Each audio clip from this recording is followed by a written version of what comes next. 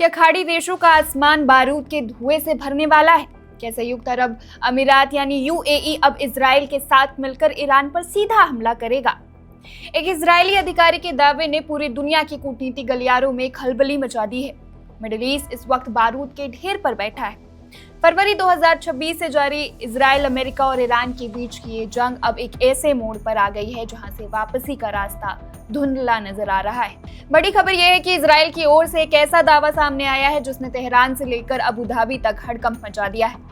रिपोर्टों के मुताबिक एक अज्ञात इजरायली अधिकारी ने संकेत दिया है कि ईरान के खिलाफ भविष्य के किसी भी सैन्य ऑपरेशन में यूएई इजराइल का हमकदम बन सकता है।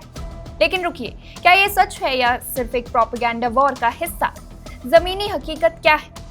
खाड़ी के देशों पर पहले ही मिसाइलों और ड्रोन्स की बारिश हो चुकी है। सऊदी अरब से लेकर कतर तक एयर डिफेंस सिस्टम्स 24 घंटे एक्टिव।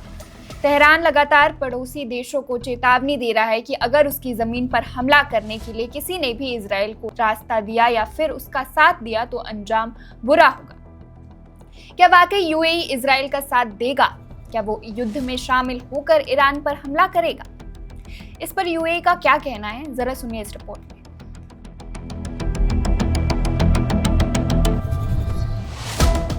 क्या यूएई इजराइल के साथ मिलकर ईरान के खिलाफ युद्ध में शामिल होने वाला है?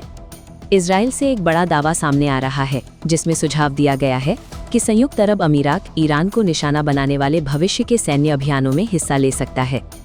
एक अज्ञात इजरायली अधिकारी के हवाले से आई रिपोर्टों के अनुसार तेहरान के खिलाफ किसी भी आगामी हमले की योजना में यूएई शामिल हो सकता है।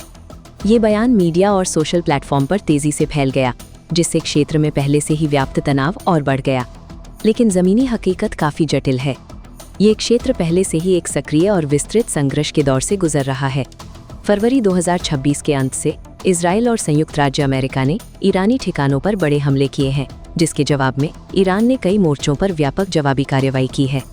मिसाइल और ड्रोन हमले इजराइल के साथ साथ यूएई, सऊदी अरब, बहरीन और कतर जैसे कई खाड़ी देशों तक पहुंचे हैं।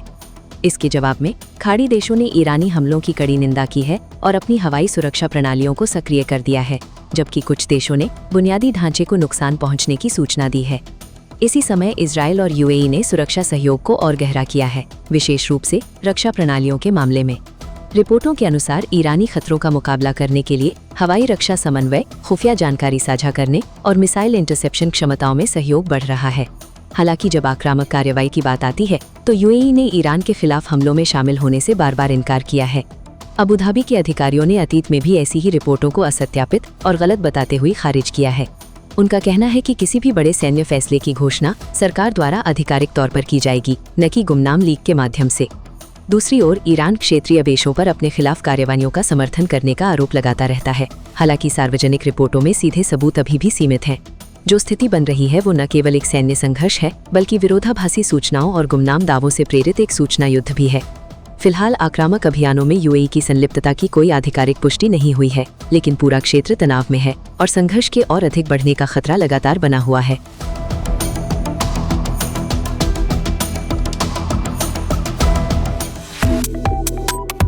Subscribe to One India and never miss an update. Download the One India app now.